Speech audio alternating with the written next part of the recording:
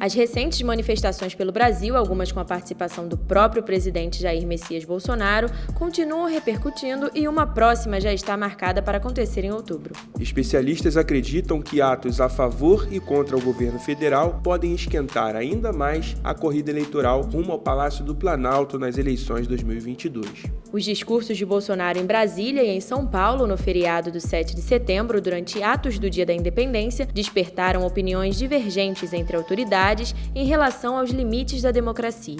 Em contrapartida, as manifestações realizadas no último domingo, organizadas pelo movimento Brasil Livre e o Vem Pra Rua, sem apoio de partidos da esquerda, como o PSOL e o PT, levaram faixas com a frase "nem Lula, nem Bolsonaro", enaltecendo a chamada terceira via. O que essas manifestações podem representar para o cenário político nacional, a gente descobre neste episódio. Eu sou Amanda Ribeiro. E eu sou Ezequiel Manhantes.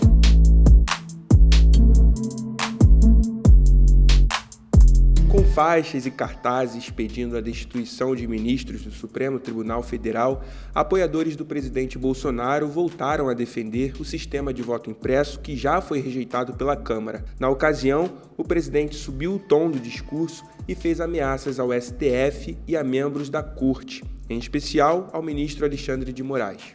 Não podemos aceitar mais prisões políticas no nosso Brasil.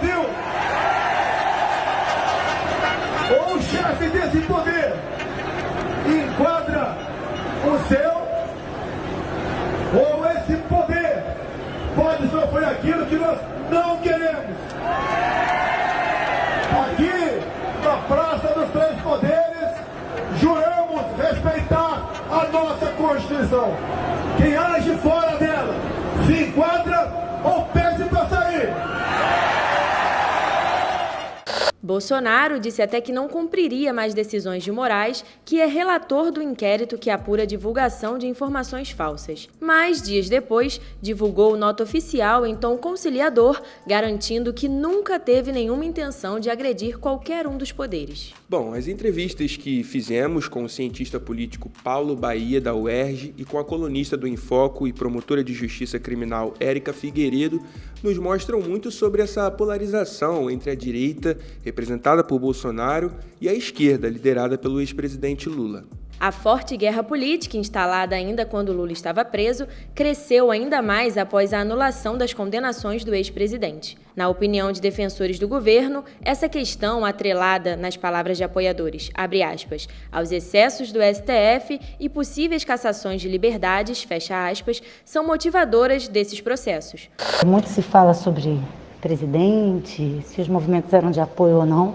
Eu não vejo dessa forma. Eu vejo que os movimentos eram uma reclamação da população acerca dos excessos que o STF tem cometido e das várias situações que a gente tem visto de cassação de liberdades em que nada tem sido feito. O povo sentiu, ou eu vou para a rua, ou eu me manifesto, ou a coisa pode piorar. Então, acredito que esse primeiro movimento do dia 7 marcou isso. Acabamos de ouvir a Érica Figueiredo e a gente perguntou também para o Paulo Bahia sobre essa polarização de esquerda e direita, além do surgimento de uma oposição, nesse caso a terceira via. Ele considera que a expressão terceira via está derrotada, já que a oposição não vinculada a Lula ainda está muito desarticulada. A ideia de buscar uma candidatura de terceira via, uma única candidatura, articulando diversos setores, essa é uma ideia derrotada. Ela surge como uma ideia tipo ideal, mas nunca foi levada a sério. Ciro Gomes nunca abandonou mão da candidatura, João Dória não abandonou a mão da candidatura, temos o surgimento de Eduardo Leite no Rio Grande do Sul e, mais recentemente, o surgimento de Simone Tebet. Avalio que esses movimentos eles continuarão e que, se Eduardo Leite conseguir superar João Dória na convenção do PSDB, ele é um forte candidato e pode crescer.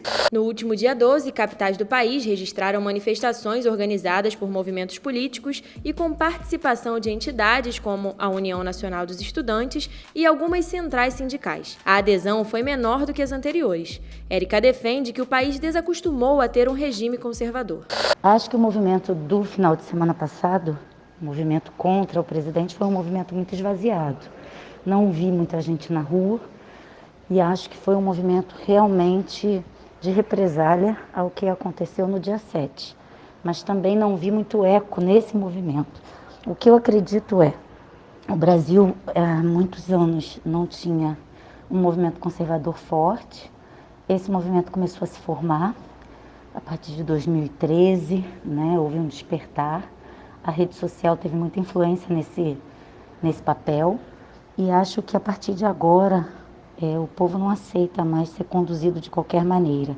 Acho que está havendo uma insatisfação, inclusive porque muitos acham que o governo federal não tem agido de forma forte e eficaz em relação a alguns excessos, estão cobrando essa postura e não sei onde nós vamos chegar com isso.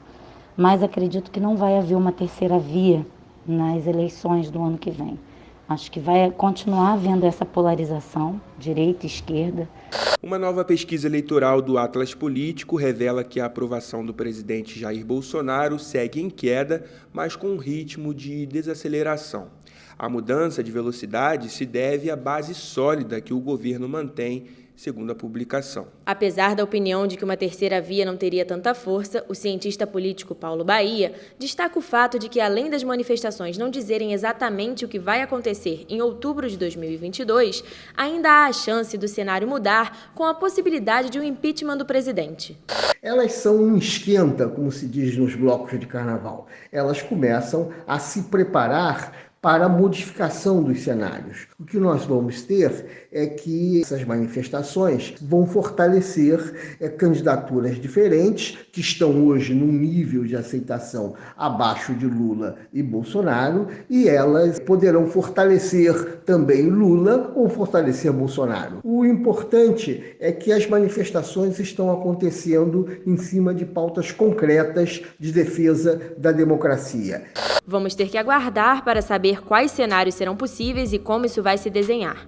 Afinal, de acordo com todas as análises, ainda é cedo para descartar qualquer possibilidade. O Plantão da Tarde fica por aqui. Esse programa contou com a produção de Amanda Ribeiro e Ezequiel Manhães. Sonoplastia e edição Ramon Ribeiro. Você acessa o nosso podcast pela plataforma Spotify, pelo nosso canal do YouTube, www.youtube.com/plantãoemfoco e também pelo Apple Podcasts.